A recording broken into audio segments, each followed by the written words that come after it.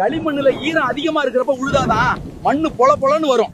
இன்னைக்கு வேலையை முடிச்சாதான் நாளைக்கு நிம்மதியா தூங்க முடியும். கயிறு இருக்குமா புடி. மழையில நனைஞ்ச மண்ணு பாறை மாதிரி கனமா இருக்கு. மண்வெட்டிய தூக்கவே முடியல. ஆடுங்களை அந்த பழைய கொட்டைக்குள்ள மாத்திட்டு வேலையை தொடருவோம். பயிருங்க பூரா மூழ்கி கிடக்கு. ஆனா வாத்துங்கெல்லாம் ஜாலியா தண்ணியில நீந்துதுங்க. ஒரு வாத்து இங்கேயே முட்டை போடுது பாரு. தண்ணியில அடிச்சுட்டு போக போகுது. சீக்கிரம் எடு. அந்த மரத்துக்கிட்ட போகாதடா.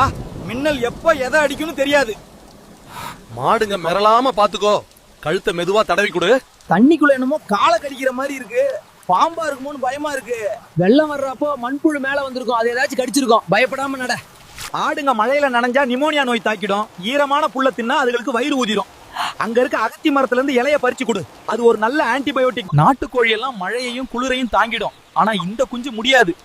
இந்த மழையில கோழிகளை காப்பாத்துறதே ஒரு சண்டை மாதிரிடா சாமி.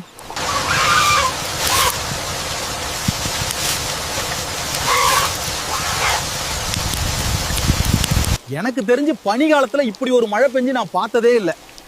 வெயில் அடிக்க வேண்டிய நேரத்துல மழையும், மழை பெய்ய வேண்டிய நேரத்துல வெயிலும் அடிக்குது. இந்த வீடியோ உங்களுக்கு பிடிச்சிருக்குன்னு நம்புறேன். மறக்காம லைக் போட்டு நம்ம சேனலை சப்போர்ட் பண்ணுங்க. இனிமே இன்ஸ்டாகிராம்லயும் யூடியூப்லயும் வீடியோக்கள் தொடர்ந்து வரும்.